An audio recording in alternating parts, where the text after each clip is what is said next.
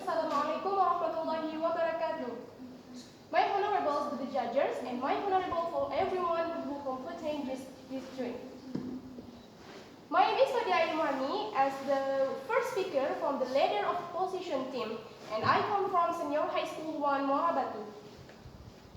About the motion, the House prefers the strategy of pushing for institutional reforms to address police abuse and misconduct rather than defunding the police. I strongly disagree with this motion because those who work for the state or policy are still racist and the government should follow up on this in the future. Psychology of racism. The roots of racism can be seen from how the construction of ideas is formed for certain reasons and purposes. For example, a research of the psychology of racism in South Africa shows that the formation of the idea that white people have a special position led to political hegemony since the post-elitism era in the 2016 in that country. Racism is defined as a set of ideas and beliefs that have the potential to cause a person to form prejudice, which in turn leads to negative behaviors towards certain groups of people. Put simply, wrong idea and beliefs form prejudice then result in negative behaviors, namely discrimination. Discrimination is a product of human intellectuality that is rooted in cognitive error. Institutional reforms are common across the globe. Think of efforts to build government in Afghanistan and Iraq, or the Gates Word of Intervention intend to improve fiscal management, reduce corruption, or introduce efficient public sector service delivery in African countries. These reforms often have limited results. However, they lead to new laws that are not properly implemented and new organizations that have poor capacities and fail to function as needed. In the book, Matt Andres explains why the reform results are frequently remitted and such as why they overcome these limits. In the first half of the book, Andres argues that reforms fail to make governments better when they are introduced as signal to gain short-term support from donors and others. Reforms are signal introduced unrealistic best practice that don't set of new forms that don't function properly. Andres used examples to prove this point, ranging from efforts to introduce fiscal rules in Argentina to reforms in many African countries and anti-corruption interventions in Malawi and Uganda. In the second half of the book, Andres notes that there are instances where reforms are not being introduced as signal and are having more of an impact on government activities.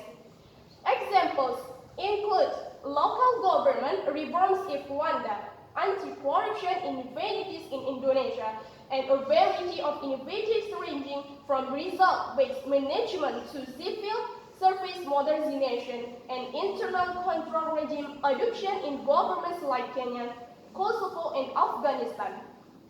Andres used these examples to discuss ways in which reforms can actually provide realistic solutions to governance challenges in developing countries. Lessons from the expressions are become overcoming by focusing intervention on problem solving and promoting incremental and localized process to find solutions involving multiple agents who can authorize and implement reforms. In cognitive psychology, the human brain is a processor that processes overall information which then produces decisions and actions. The human brain processes information that enters and leaves the mind, including perception, or negative or positive, attention, language, memory, reasoning process, and awareness. But prejudice exists to improve the self-image of an individual or group.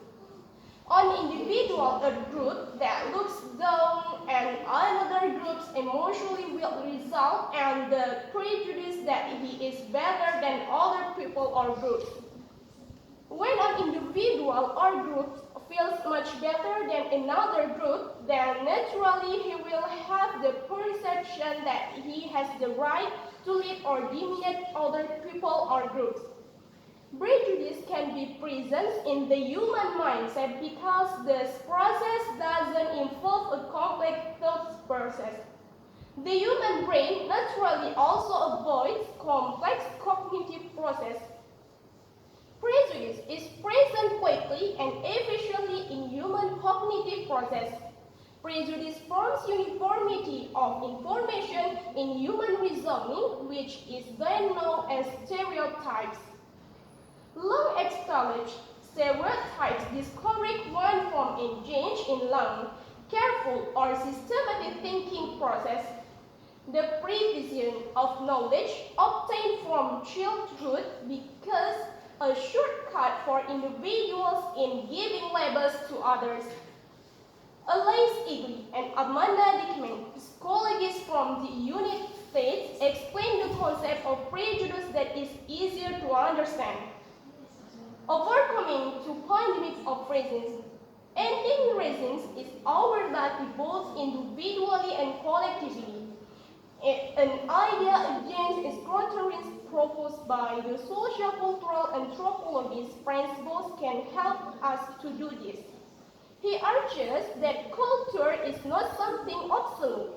The standard norms of a particular culture cannot always be applied to measure other cultures.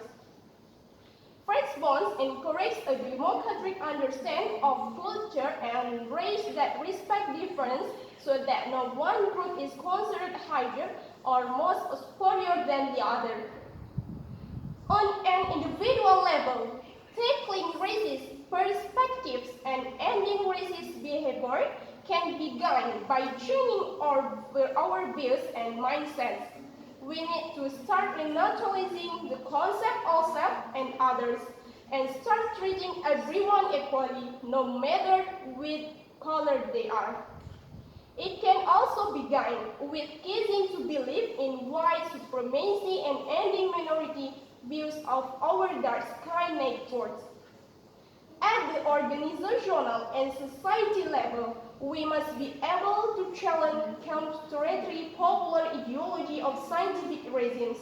For example, the admission process for schools, public service, and companies should discriminate against people based on their race or color. Organizations who discriminate in various areas of public life. That's all. Thank you. Wassalamualaikum warahmatullahi wabarakatuh.